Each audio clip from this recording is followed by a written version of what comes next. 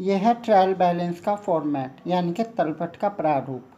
इसमें 3 खाने होते हैं, पर्टिकुलर, अमाउंट डेबिट और अमाउंट क्रेडिट। जो चीज़ हमारी डेबिट होती हैं उनके अमाउंट हम यहाँ पे लिखेंगे और जो चीज़ क्रेडिट होती हैं उनके अमाउंट यहाँ पे लिखेंगे। मैंने पहले से ही टिक मार्क किया हुआ है। कैश हमारी डेबिट होती है, बैंक भी डेबिट होता है, परचेज डेबिट होती है, sales return debit, capital credit, sales credit, purchase return credit. हमारे और एक्सपेंसेस जितने भी खर्चे होंगे वो सब हमारे डेबिट होंगे, जैसे रेंट, सैलरी, वेजेज, इंटरेस्ट, ये सब हमारे खर्चे हैं। खर्चे हमारे बहुत सारे होते हैं बिजनेस में, उन सबको हम डेबिट के कॉलम में लिखेंगे।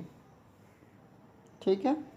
ऑल इनकम यानी कि हमारी आमदनी, प्रॉफिट, जो भी हमें पैसा रिसीव हो रहा है जिससे हमें फ़ायदा होता है वो सब हमारा क्रेडिट होता है। ये सब हमारे क्रेडिट में आने वाले चीज़ें हैं, जैसे interest receive, rent receive, commission receive, discount receive, ये सब हमारे फ़ायदे होते हैं, इनके प्रॉफिट होता है, इनकम होती है, तो इन सबको हम क्रेडिट में डालते हैं।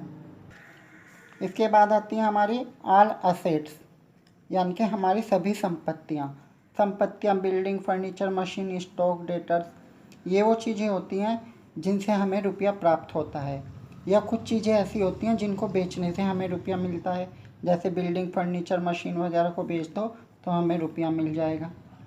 तो ये सब हमारी असेट्स, संपत्तियाँ हैं, इन सब को भी हम हमेशा डेबिट करेंगे अलग अलग लाइन में। इसके बाद आता है ऑल लायबिलिटीज़, यानी कि हमारे दायित्व। सारे दायित्व हमारे क्रेडिट में आते हैं, जैसे creditors, bank overdraft, bank loan, bills payable, outstanding expense, debenture, ये सब हमारे क्रेडिट साइड में आते हैं। इसके अलावा भी हमारे कुछ अदर एक्सपेंसेस होते हैं, इनको भी हम डेबिट में डाल लेंगे, ये हमारे खर्चे हैं।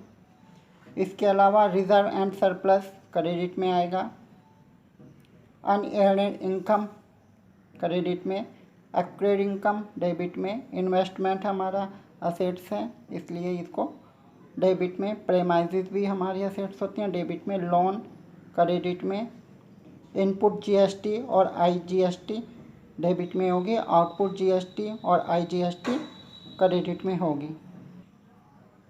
एक हमारा बैंक लोन भी होता है, वो भी क्रेडिट में होता है। ये सब हमारे इसके रूल्स हैं, इनको ध्यान से पढ़ेंगे। इसको एक बार और हम देख सकते हैं बड़े ध्यान से।